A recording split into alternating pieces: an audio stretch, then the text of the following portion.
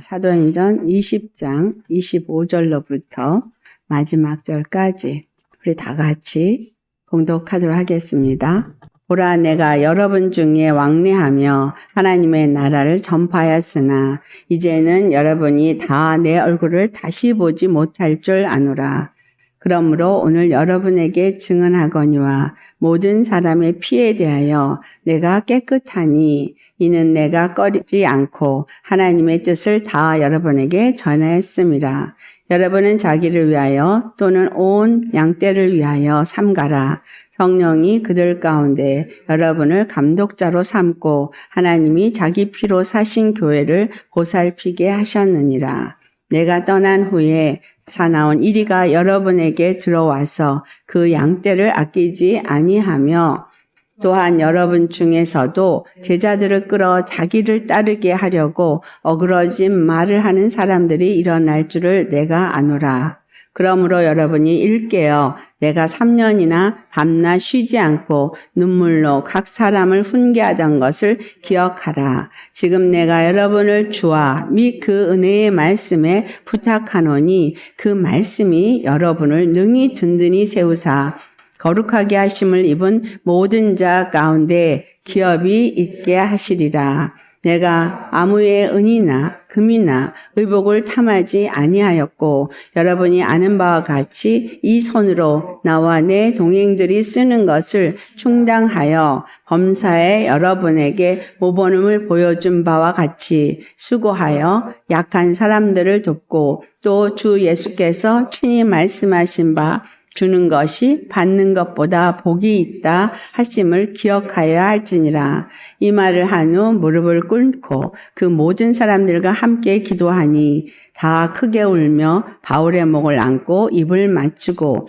다시 그 얼굴을 보지 못하리라 한 말로 말미암아 더욱 근심하고 배까지 그를 전송하니라. 아멘. 오늘 말씀은 미혹을 받지 않도록 영들을 분별하고 깨어 일어나 믿음을 굳게 하자라는 제목으로 말씀을 나누도록 하겠습니다. 오늘 바울의 말한 것을 보니 그들이 변질될 수 있다라는 거예요. 미혹을 받게 될 거라는 것을 말을 합니다. 오늘 말씀은 우리가 미혹을 받을 때 어떻게 해야 될 것인가를 우리에게 제시해주고 있습니다. 바울이 모든 사람의 피에 대하여 내가 깨끗하다라고 말해요. 사람의 피에 대해서 깨끗하다 이 말은 영혼이 실족하는 일을 내가 가담하지 않았다라는 의미예요. 그래서 27절에 내가 꺼리지 않고 하나님의 뜻을 다 여러분에게 전하였음이라 라고 표현합니다. 그가 사람의 피에 대하여 깨끗하다고 말하는 그 이유가 하나님의 뜻을 잘 증거했다라는 거예요.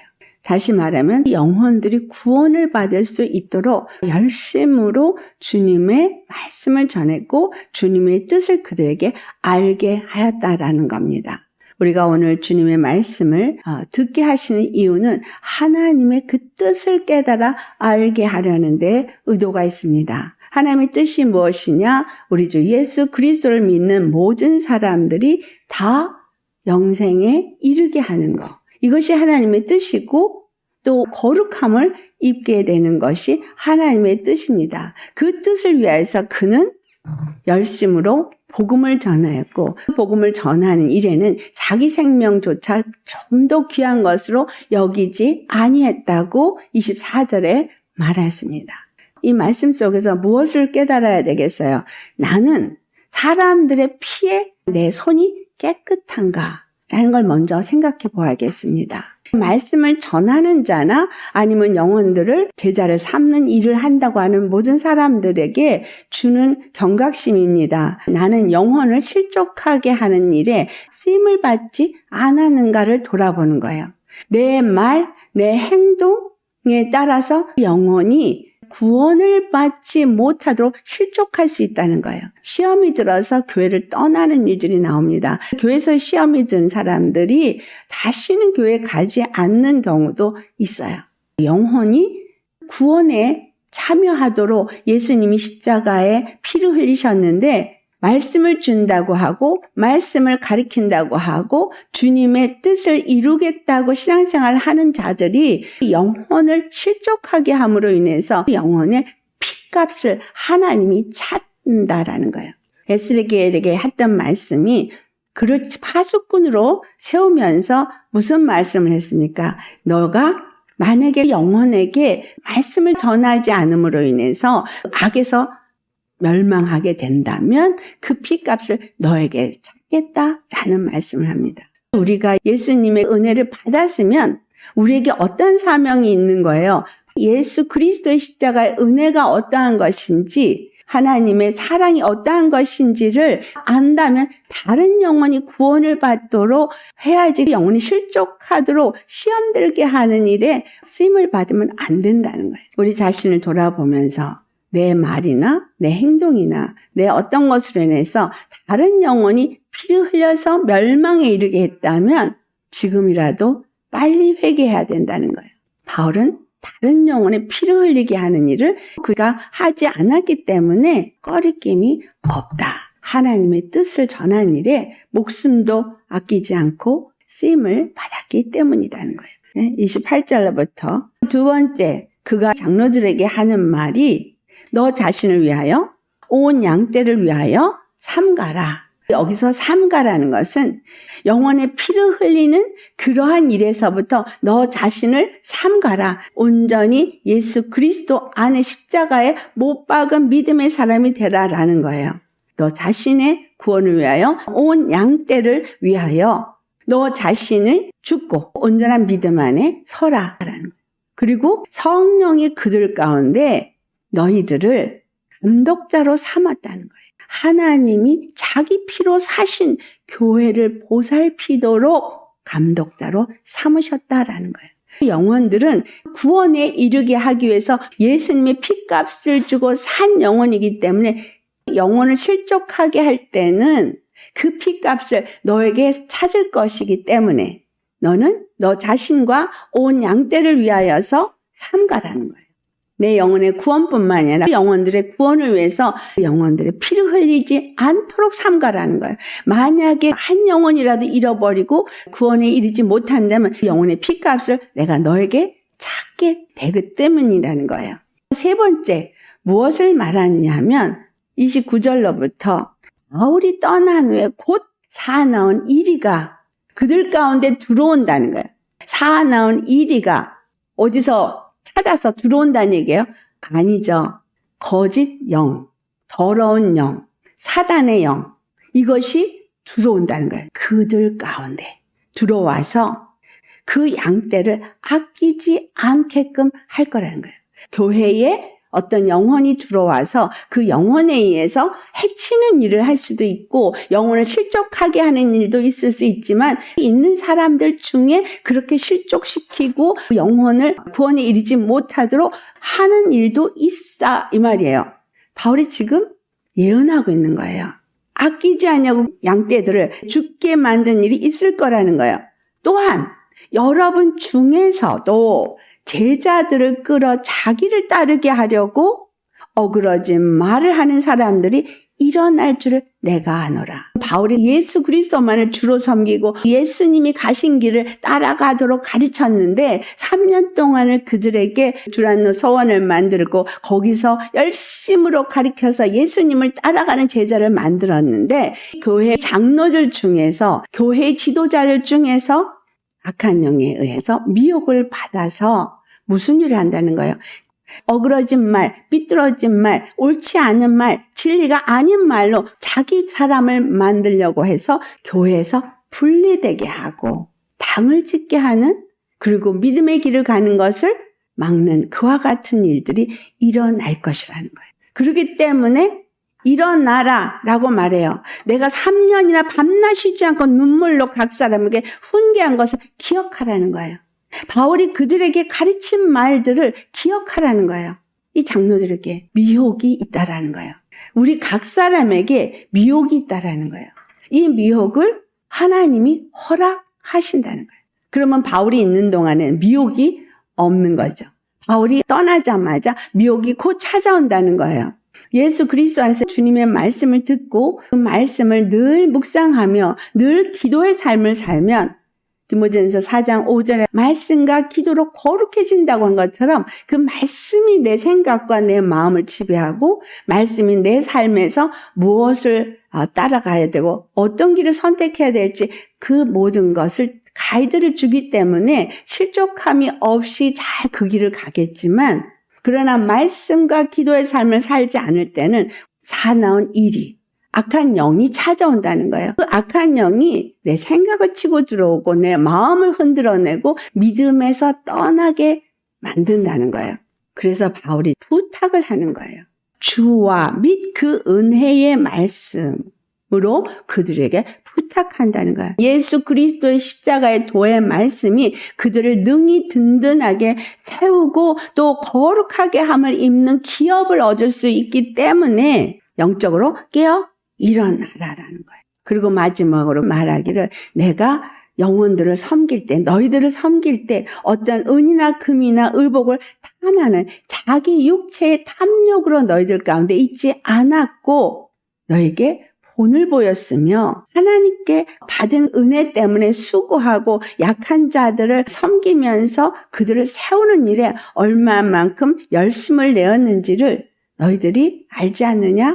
내가 주님께 받은 바 은혜가 있기 때문에 은혜를 나누기 위해서 섬긴 이 것들을 너희들도 따라서 그 길을 가라라고 말합니다. 바울이 부탁하는 이 말씀 속에서 우리는 무엇을 생각하냐면 이 시대에 믿음을 갖고 믿음의 길을 가고자 하는 우리에게 하나님이 경각심을 주고자 이 말씀을 우리에게 주시는 겁니다. 바울이 있었던 그 시대나 이 시대나 같다는 거예요.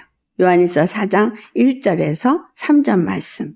우리 같이 봉독하시겠습니다. 사랑하는 자들아 영을 다 믿지 말고 오직 영들이 하나님께 속하였나 분별하라. 많은 거짓 선지자가 세상에 나왔음이라. 이로써 너희가 하나님의 영을 알지니 곧 예수 그리스도께서 육체로 오신 것을 시인하는 영마다 하나님께 속한 것이요 예수를 시인하지 아니하는 영마다 하나님께 속한 것이 아니니 이것이 곧 적그리스도의 영이니라. 오리라 한 말을 너희가 들었거니와 지금 벌써 세상에 있느니라. 네, 사도 요한이 요한 1서를 쓸 때 이미 적그리스도의 영이 있었다라는 겁니다. 적그리스도의 영은 앞으로 올 것이 아니라 이미 있었고 계속 있어 왔습니다. 적그리스도의 영은 예수 그리스도께서 육체로 오신 것을 부인한다는 거예요. 예수 그리스도께서 육체로 온 것을 시인하지 아니하는 영은 하나님께 속한 영이 아니라는 겁니다. 우리가 영들을 다 믿지 말라. 영이 하나님께 속하여 있는가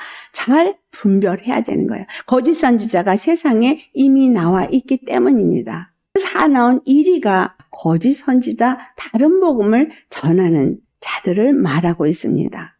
예수 그리스도께서 육체로 온 것을 부인한다 라고 말하는 이 말씀은 예수님 십자가에 죽으셨다는 것을 말하지 않는다는 얘기가 아니에요. 목사들은 다 예수님이 십자가에 죽으신 걸 말합니다. 그렇다면 십자가 복음을 전하는 것입니까? 아닙니다. 약자로 WCC라고 하는 그 세계 기독교 연합회가 하나님은 평강의 하나님이시다. 하나님은 모든 민족을 구원하길 원하시는 하나님이기 때문에 모든 민족과 평등하다, 동일하다라고 말해요. 여기까지는 듣기에 좋은 말이고 맞는 것 같아요. 그런데 그렇기 때문에 우리는 모든 사람들을 다 포용해야 된다. 모든 종교가 다 구원이 있다라고 말해요. 모든 종교인들과 같이 화목해야 된다. 다만 의식이 다르고 교리가 다를 뿐이지 그들에게도 구원이 있다라고 말해요. 그리고 우리가 모든 사람을 포용하기 때문에 동성애자도 다 포용해야 된다.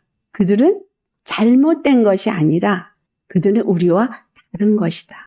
온 세상이 하나님의 백성이 되고 온 세상 가운데 하나님이 역사하도록 하기 위해서 우리는 이와 같이 모든 사람과 화목해야 된다라고 말하는 것이 WCC가 말하고 있는 종교다원주의입니다. 예수 그리스도께서 육체로 오신 것을 부인한다는 얘기예요. 예수 그리스도 외에는, 그 십자가 복음 외에는 우리에게 구원을 주는 다른 이름을 주지 않았는데 예수 외에 다른 종교에도 구원이 있다고 말하는 거예요. 이게 사나운 일이에요. 이 세상 가운데 그렇게 역사하고 있습니다. 그래서 우리로 하여금 그것을 받아들이도록 강압적으로 하고 있어요. 계시록 13장을 찾아보시겠어요? 계시록 13장 1절을 보면 바다에서 한 짐승이 나온다 그래요. 뿔이 열이요 머리가 7이라. 10 왕관이 그들 그 뿔에 있고 그 머리에는 신성모독하는 이름들이 있더라. 신성모독이라는 건 하나님을 모독하는 이름이 써 있다는 거예요. 하나님을 대적하는 짐승이 올라오는데 바다에서 올라오는 이 짐승은 적그리스도의 영을 말하고 있어요. 이들이 권세를 가진 거예요. 머리는 나라를 의미할 수도 있고 권세를 의미할 수도 있습니다. 이 세상에 7 머리라고 하면 7 나라가 될 수도 있겠지만 정치, 경제, 사회, 예술, 미디어, 교육, 의료, 이 7가지가 온 세상의 중요한 핵심입니다. 그것을 지배하는 영이 이것을 지배하고 있고 신성모독, 예수님을 대적하는 일을 한다는 걸 말해주고 있습니다. 이들이 하는 일은 신성모독을 말하는 입을 받아서 42달 동안 일할 권세를 받았다는 거예요. 하나님이 이미 이들에게 권세를 주셨다는 거예요. 하나님이 이 권세를 주셔서 42달 동안 그 권세를 사용해서 이 땅에 있는 성도들을 짓밟을 수 있게 했다는 거예요. 7절을 보면 그들이 권세를 받아서 성도들과 싸워서 이긴다는 겁니다. 성도들과 싸워서 이길 만큼 그들은 권세가 크다는 겁니다. 그만큼 파워를 가지고 이 세상을 지배하게끔 하나님이 허락하셨다는 거예요. 각 족속과 백성과 방언과 나라를 다스리는 권세를 받았다. 이 세상의 모든 나라들이 같은 한 정권 안에서 한 화폐로 한 이론으로 하나가 되려고 하고 있습니다. 8절에 죽임을 당한 어린 양의 생명책의 창세 이후로 이름이 기록되지 못하고 이 땅에 사는 자들은 짐승에게 경배하리라. 하나님은 우리 앞에 길을 보여준 거예요. 예수 그리스도만이 생명의 길인 것을 우리 앞에 두셨다는 거예요. 어린 양의 생명책, 예수님 십자가에 죽으시고 부활한 것을 믿는 자들이 되어져서 생명책의 창세 이후로 이름이 기록되지 못한 모든 사람, 이 땅에 살고 이 땅에 관심 있고 이 땅에 초점이 맞춰진 사람들은 다 짐승에게 경배한다는 거예요. 이 땅의 권세자에게 모두가 무릎 꿇고 그걸 따라한다는 거예요. 그 시대를 지금 살아가고 있음을 잘 인식하셔야 합니다. 그래서 누구든지 귀가 있거든 들을지어다. 11절을 보면 다른 짐승이 땅에서 올라온다고 나와요. 어린 양같이 2 뿔이 있고 용처럼 말을 하는 이 짐승, 이건 거짓 선지자의 영이에요. 거짓말로서 다른 복음을 말하고 예수 그리스도 십자가 밖에는 구원이 없다고 말하는 자들을 대적하는 거짓 선지자의 영인 거예요. 이들이 13절을 보니까 큰 이적을 행하되 심지어 사람들 앞에서 불이 하늘로부터 땅에 내려오게 하고, 14절 같이 봉독합니다. 짐승 앞에서 받은 바 이적을 행함으로 땅에 거하는 자들을 미혹하여 땅에 거하는 자들에게 이르기를 칼에 상하였다가 살아난 짐승을 위하여 우상을 만들라 하더라. 그가 권세를 받아서 땅에 있는 사람들에게 거짓 복음을 주는데 짐승에게 절하게 한다는 거예요. 적그리스도의 영에게 절하라고 말한다는 거예요. 땅에 거하고 땅의 일을 생각하는 자를 다 미혹한다는 거예요. 이 미혹에서 벗어날 수 있으려면 어떻게 내가 깨어 있어야 벗어날 수 있겠습니까? 이 땅에 거하면서 이 땅에 목적이 있고 이 땅에 초점이 맞춰진 사람들을 말하는 거예요. 이들은 성도를 대적하는 자입니다. 16절부터 18절까지 같이 봉독합니다. 그가 모든 자, 곧 작은 자나 큰 자나 부자나 가난한 자나 자유인이나 종들에게 그 오른손에나 이마에 표를 받게 하고 누구든지 이 표를 가진 자 외에는 매매를 못하게 하니 이 표는 곧 짐승의 이름이나 그 이름의 수라. 지혜가 여기 있으니 총명한 자는 그 짐승의 수를 세어보라. 그것은 사람의 수니 그의 수는 666이니라. 손이나 이마에 표를 받지 않으면 된다고 생각하십니까? 이마가 어떤 의미인지 아세요? 이마는 생각하는 기관이에요. 생각이 적그리스도와 거짓 선지자에게 넘어간다는 얘기예요. 일하는 것이 손이에요. 내 생각과 내 마음이 원하는 대로 이 손이 움직입니다. 내 생각이 어디에 지배받고 내 마음이 어디에 지배받느냐에 따라서 내 손이 움직여요. 일을 한다는 얘기예요. 내가 이 땅에서 일을 하는데 무엇을 위해서 일합니까? 육체를 위해서 일합니까? 하나님의 뜻을 따라 일하고 하나님의 뜻을 따라 사는 자입니까? 이것에 따라서 땅에 거하는 자와 하늘에 속한 자가 나뉘어진다는 거예요. 짐승의 수, 사람의 수 666, 영혼, 몸이 완전히 사람의 인본주의적인 것에 사로잡힌 자들을 의미하고 있습니다. 마태복음 24장 4절을 보면 예수님께서 뭐라고 말씀하십니까? 너희가 사람의 미혹을 받지 않도록 주의하라. 많은 사람들이 예수의 이름으로 와서 나는 그리스도라 하여 많은 사람을 미혹하리라. 이는 예수 이름을 받은 사람이라는 거예요. 예수 이름을 가진 사람 누구예요? 믿는 사람들. 믿음을 가진 사람들이 변질한 사람이라는 거예요. 오늘 바울이 장로들에게 여러분 중에 자신을 위해서 그 제자들에게 어그러진 말로 자기 사람을 만들려고 하는 사람이 나올 거라는 예언을 하죠. 내 이름으로 와서 예수의 이름을 가진 자라고 말하는 그리스도인의 모습을 가진 자라는 거예요. 이런 모습으로 와서 구원이 여기 있다, 저기 있다 말한다는 거예요. 난리와 난리 소문을 듣겠으나 너희는 삼가 두려워하지 말라. 이런 일이 있어야 하되 아직 끝은 아니니라. 이 세상의 끝이 왔다. 휴거가 눈앞에 있다. 라고 말하면서 두려워하게 하는 말씀 받을 때 복음인 것 같습니다. 그러나 사람들로 하여금 어디에 초점을 맞춰요? 두려워서 떨게 하고 어떡하지? 하는 생각을 합니다. 그래서 휴거에 대해서 말하고 천년왕국에 대해서 말하고 마지막 때를 말할 때도 그것이 하나님의 말씀인가 우리가 잘 봐야 되는 거예요. 예수 그리스도의 십자가의 은혜는 값없이 주신 은혜입니다. 우리가 무엇을 잘해서 준 것이 아니라 우리가 뭔가를 준비를 해서 준 것이 아니라 그냥 값없이 주신 은혜예요.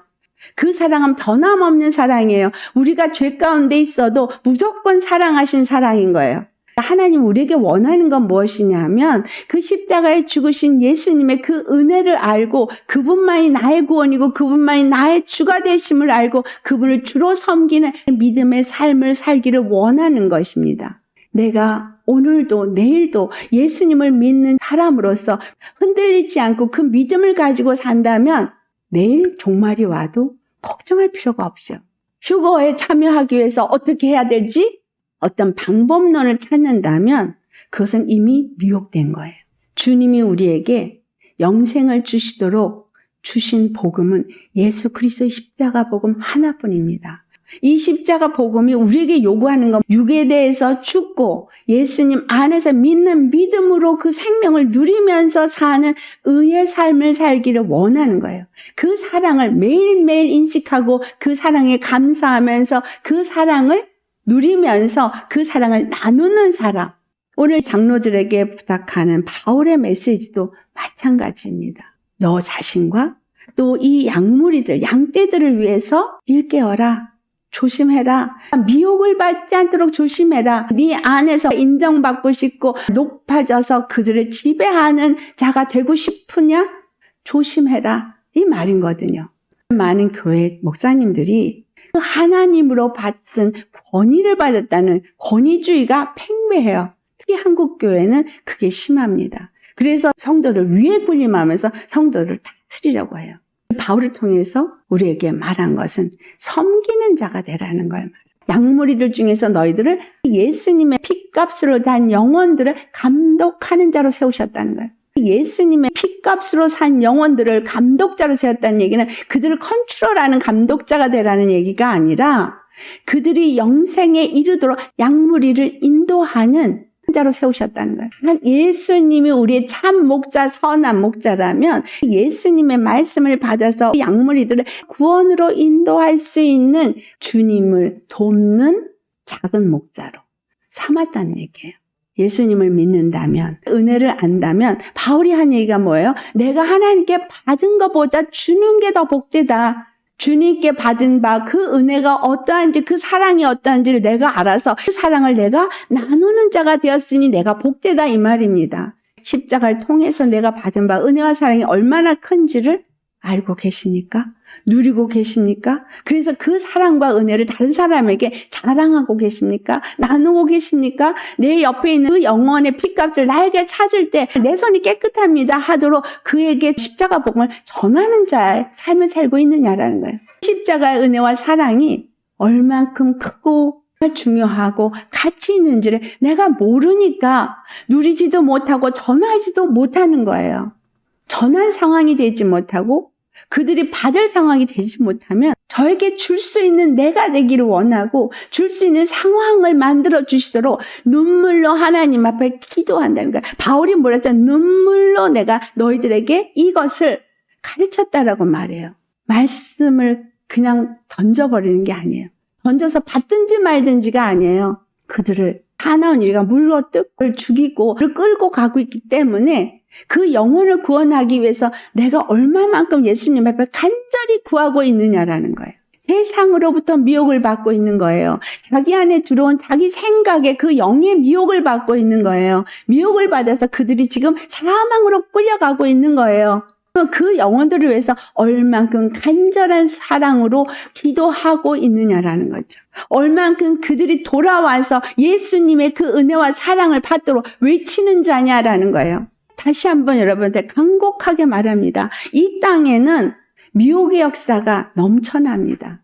내 생각과 내 마음에 이 땅의 것을 생각하도록 미혹하는 것이 넘쳐나죠.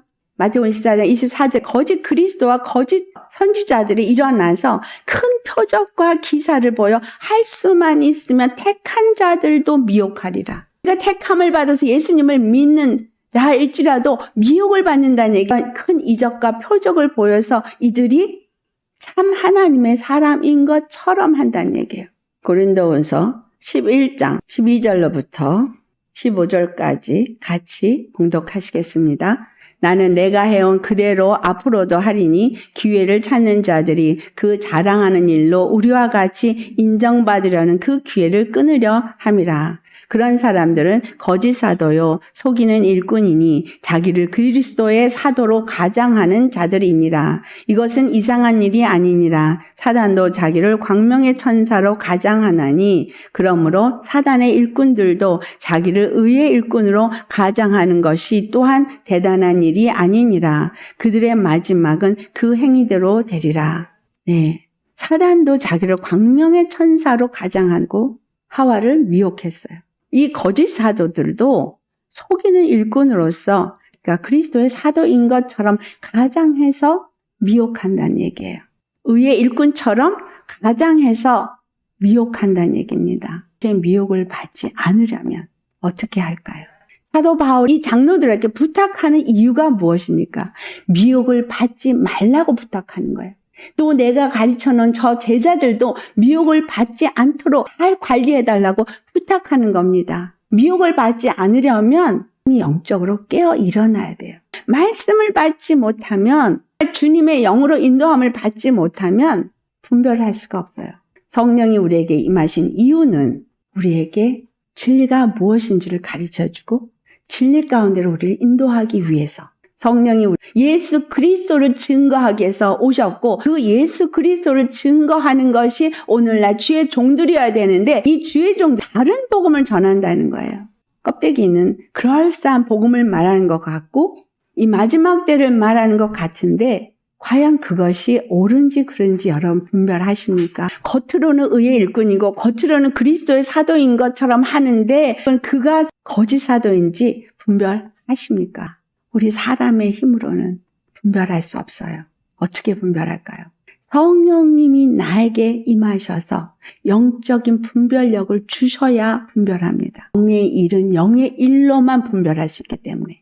여러분이 육으로는 서로를 보면서 보이는 것으로 판단하고 분별하시죠. 그런데 겉으로는 분별할 수 없다라는 거예요. 이 마지막 시대 때에 어떻게 하든지 택한 자일지라도 미혹해서 지옥으로 끌고 가려고 그들이 역사한다는 겁니다.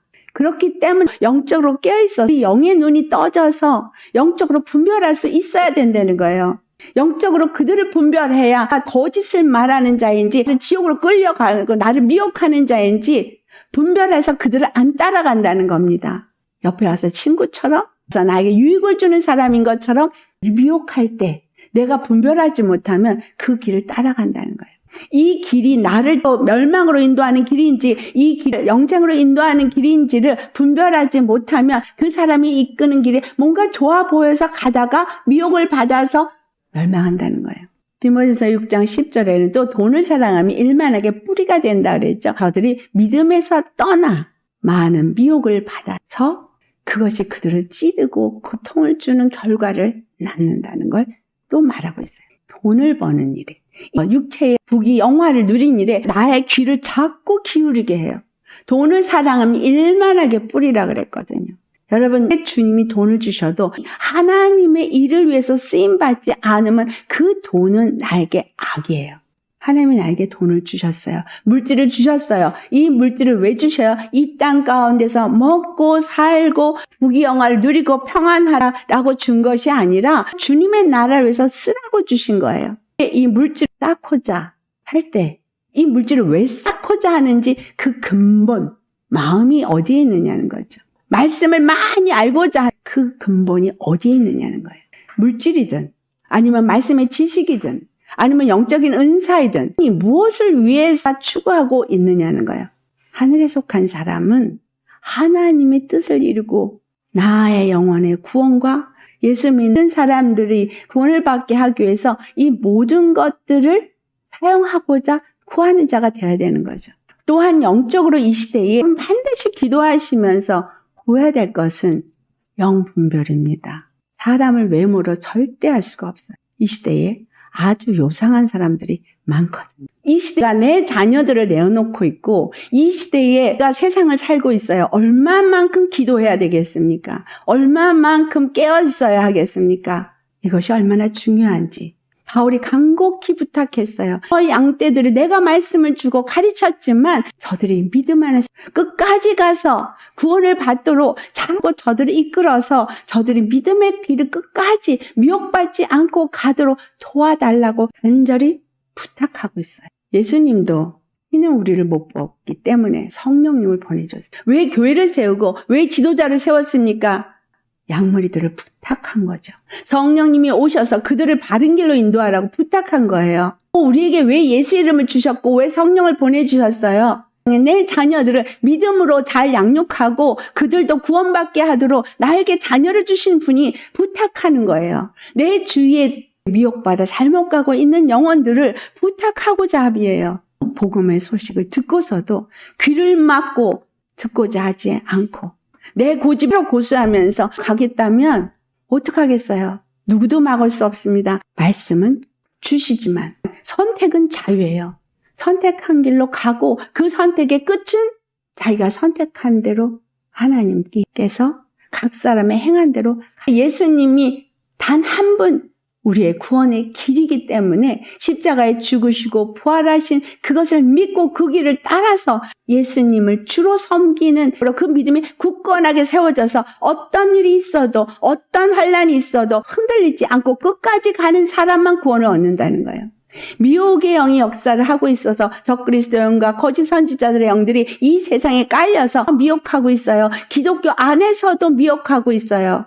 다른 복음으로 미혹하고 있고 영들은 우리의 생각과 마음을 치고 들어서 미혹하고 있고 세상의 일들이 흔들리게 하고 있는데 내가 믿음에 굳게 서서 예수님을 믿고 담대하게 가고 있느냐라는 예수님이 나의 구원인 것을 믿고 담대하게 그 길만을 가고 있느냐는 거예요. 세상에 속한 자가 아니라 세상의 꿈을 가지고 사는 자가 아니라 하늘의 소망을 두고 오늘도 살고 있는 자냐는 거죠. 이 성경 말씀은 하나님이 기록하게 한 말씀이고 반드시 성취되는 말씀만 기록되어 있습니다.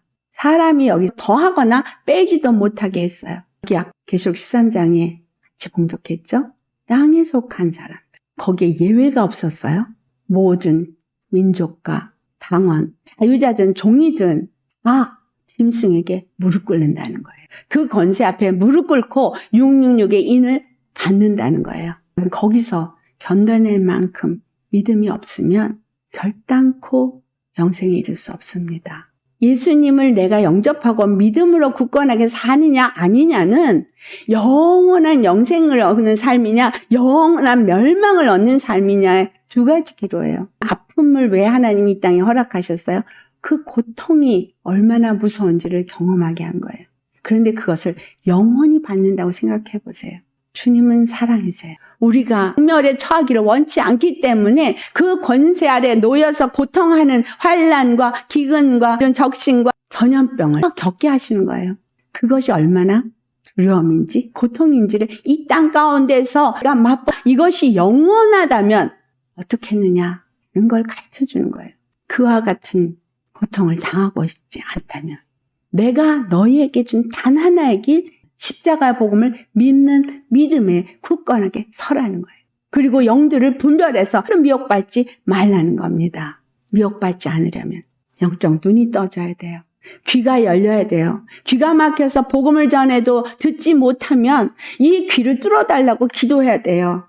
믿어지지 않으면 믿게 해달라고 부르짖으셔야 합니다. 영들을 분별할 수 있는 영을 보내달라고 간절히 기도하셔야 합니다. 주일에서 예배 한번 드리는 거 거기에 참석했다고 내가 영원한 영생에 이르는 것이 아니라 예수님을 영접한 사람은 예수님과 함께 사는 사람이 되어야 합니다.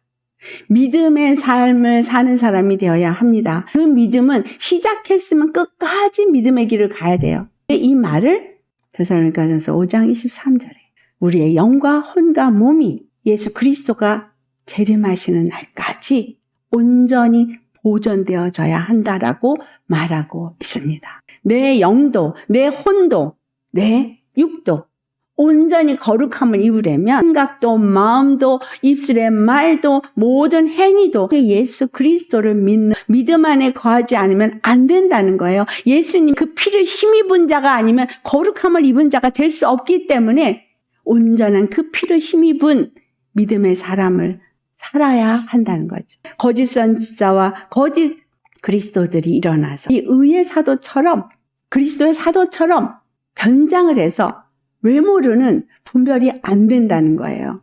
영으로밖엔 분별할 수가 없습니다. 우리가 그만큼 영적으로 깨어있지 않으면 미혹을 다 받아서 666 인을 맞게 되어져요. 먹고 살아야 되는데 아무것도 살 수가 없는데 어떨까요? 먹고 살기 위해서 어쩔 수 없지 하고 다 그 길 가지 않겠어요? 그럴 때 죽으면 죽으리라 하고 믿음의 길을 가시겠습니까? 지금 준비되지 않았는데 어떻게 그 상황에서 그 길을 가시겠느냐는 거예요. 오늘 이 말씀을 왜 주시느냐? 준비하라고 주시는 거예요. 믿음에 굳건하게 서도록 부르짖으라고 주시는 거예요. 그 일을 행하시는 여호와, 그 일을 지어 성취하시는 여호와, 그분은 반드시 이루신다는 거예요. 미혹을 받지 않도록 준비해야 합니다. 영이 깨어서 분별하도록 구하고 준비해야 합니다. 그래서 믿음에 굳게 설 수 있도록 준비해야 합니다. 앞으로 다가올 일들이 무슨 일이 있던 그것이 전쟁이든 그것이 재난이든 기근이든 전염병이든 그 어떤 것이 와도 예수님이 나를 여기서 건져주시는 단 한 분의 구원이라고 믿는 믿음으로 나아가는 사람 하나님 구원하십니다. 이게 믿어져야 하는 거예요. 어떤 순간에도 그분이 나의 피난처요, 나의 피할 산성이요, 그분만이 나의 구원이십니다. 우리에게 피할 길도 주시고 하나님이 우리를 구원해 주시는데 이것을 믿는다면 오직 믿음으로 주님만을 찬양하며 나아가는 자가 되겠죠. 마음의 평강을 얻은 자로 나아가겠죠. 더욱더 부르짖고 주님께 그 구원을 내게 이루어 달라고 기도하겠죠. 그래서 내 마음이 어디에 있는가를 열심히 살펴보면서 내가 지금 무엇에 초점이 맞춰서 살고 있는가를 돌아보셔야 합니다. 아멘. 또 주님이 주신 이 말씀들은 깨어서 준비하라는 거잖아요. 사도 바울 이 에베소 장로들에게 부탁을 했는데 계시록 2장에 에베소 교회의 말씀이 보니 첫사랑을 잃어버렸다라고 나오고 있어요. 왜 첫사랑을 잃어버렸어요? 너희가 어디에서 떨어졌는지 빨리 찾아서 회개하고 돌이키라. 그렇지 않으면 촛대를 옮기리라. 내가 믿음의 생활을 언제 시작했는지 그것이 중요한 게 아니라 오늘 내가 그 사랑을 깨닫고 있고 그 사랑을 누리고 있고 그 사랑에 감사하고 있으면서 그 사랑을 나누고자 하는 그러한 믿음을 가진 사람이냐. 얼마만큼 예수 그리스도를 사랑하고 그 사랑을 알아서 감사하며 하늘에 소망을 두고 사는 믿음의 사람이냐라는 것. 우리는 예수 그리스도 안에서 믿음을 굳게 가지고 흔들리지 말아야 돼요. 내가 거짓 선지자와 이 사도들을 보내는 것을 비가 오고 바람이 오고 창수가 난다고 표현하고 있어요. 비가 오고 바람이 오고 창수가 날 때 그들의 믿음이 어떠한가를 하나님이 시험한다 그랬어요. 반석되시는 예수님께 그 십자가에 믿음의 뿌리를 내리고 굳건하게 서서 그 말씀에 의지하여서 늘 사는 사람이 아니면 비가 오고 바람이 오고 창수가 날 때 미혹을 받아서 무너진다라는 거예요. 내 믿음이 오늘 모래 위에 세워진 믿음입니까? 아니면 예수님의 그 십자가 위에 세워진 믿음입니까? 내가 오늘 살고 있는 나의 삶이 모래 위에 세워져 있습니까? 아니면 예수님의 그 반석 위에 세워져 있습니까? 불면 그냥 사라지는 먼지 같은 게 인생이에요. 우리의 삶이 이와 같은데 내가 지금 갖고 있는 걸 잘 유지할 수 있다고 생각하십니까? 내가 그럴싸한 계획을 세웠어도 그 계획대로 모든 것이 될 수 있다고 생각하십니까? 아무리 내가 계획을 세워도 그 경영하시는 이는 여호와 하나님이십니다. 내게 허락하시면 내게 주어지지만 허락하지 아니하시면 아무리 좋은 것일지라도 내게 오지 않습니다. 나의 살고 죽음이, 내가 음부에 내려가고 하늘에 올라감이, 내가 가난하고 부해짐이 다 하나님의 손안에 있다는 것을 기억하셔야 합니다. 이 말씀은 바울이 그 에베소서 불러모은 장로들에게만 한 말이 아니에요. 오늘날 교회 지도자들에게 한 말이고 또 믿음의 사람들에게 한 말입니다. 목사가 많고 교회가 많고 복음이라고 떠들어대는 것이 많지만 정말 그 중에 참것과 거짓 것을 분별할 수 있는 저와 여러분 되시기를 예수로 축원합니다. 분별하지 못하면 여러분 미혹받아요. 내 생각을 치고 들어오는 게 이게 하나님이 주는 생각인지 마귀가 주는 생각인지 분별하지 못하면 그 생각을 따라서 마음이 움직입니다. 이걸 분별해야 쳐낼 수 있죠. 이 마지막 때 구원받은 사람들은 첫째는 자기 축사를 할 수 있어야 돼요. 더러운 영이 생각을 치고 들어오고 감정을 치고 들어올 때 그걸 쳐낼 수 있는 능력이 있어야 돼요. 그걸 분별하고 쳐낼 수 있어야 돼요. 쫓아내야 돼요. 그리고 말씀을 붙잡는 믿음이 있어야 해요. 그때 성령님이 주시는 감동과 그 진리의 말씀을 분별하여 알고 성령의 이끌림을 받을 수 있는 사람이 되어야 합니다.